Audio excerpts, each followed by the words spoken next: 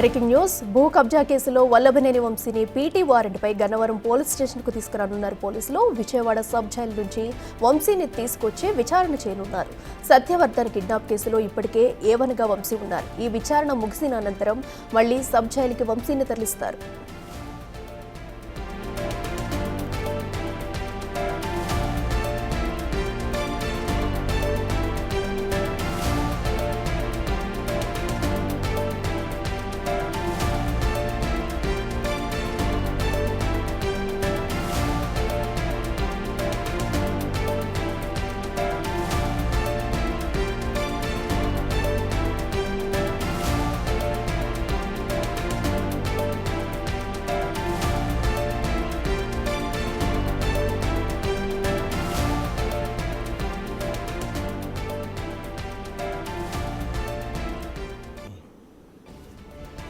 ఇదే అంశానికి సంబంధించి మరింత సమాచారం మా ప్రతినిధి సాహిత్య లైవ్లో అందిస్తారు. సాహిత్య చెప్పండి, ఇప్పటికే పీటీ వారెంట్ పై ఉన్న కూడా వల్లభనేని వంశీని అయితే పోలీసులు విచారించనున్నట్టు తెలుస్తుంది. మరి ప్రధానంగా ఏ అంశాల్లో ఈ విచారణ ఉండబోతుంది, డీటెయిల్స్ ఏంటి?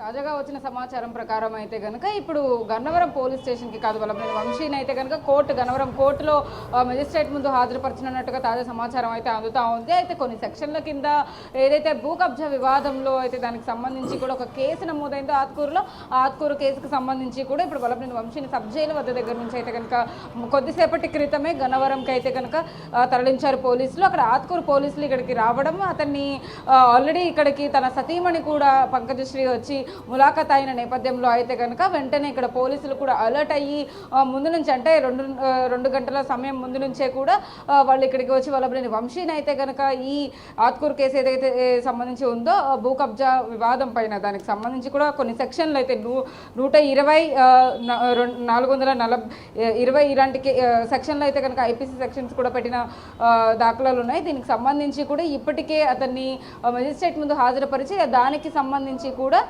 ఇంకొక ఏదైతే రిమాండ్ కూడా విధించబోతున్నారని సమాచారం కూడా అందుతూ ఉంది. అయితే ఆ రిమాండ్కి సంబంధించి కూడా మరికొన్ని రోజులు అంటే ఇప్పుడు ఆల్రెడీ ఏదైతే సత్యవర్ధన్ కేసులో వల్లభనేని వంశీ A1గా ఉన్నారు, అయితే ఈ భూ కబ్జా కేసులో అయితే కనుక వల్లభనేని వంశీ A2గా ఉన్నట్టుగా మనకి సమాచారం అందుతూ ఉంది. అయితే దానికి రిమాండ్ ఎన్ని రోజులు పొడిగిస్తారు అనేది కూడా ఇంకొంచెం ప్రశ్నార్థకంగా మారిందని చెప్పవచ్చు. అయితే ఈ కేసులో సత్యవర్ధన్ కేసులో అయితే 28 వరకు అతనికి రిమాండ్ ఉంది కాబట్టి అప్పటి వరకు కూడా అసలు ఏం చేయబోతున్నారు అంటే ఈ కేసులో కొత్త కీలక మలుపు ఏమైనా తిరగబోతుందా అనేది కూడా వేచి చూడాల్సిన పని ఉంది.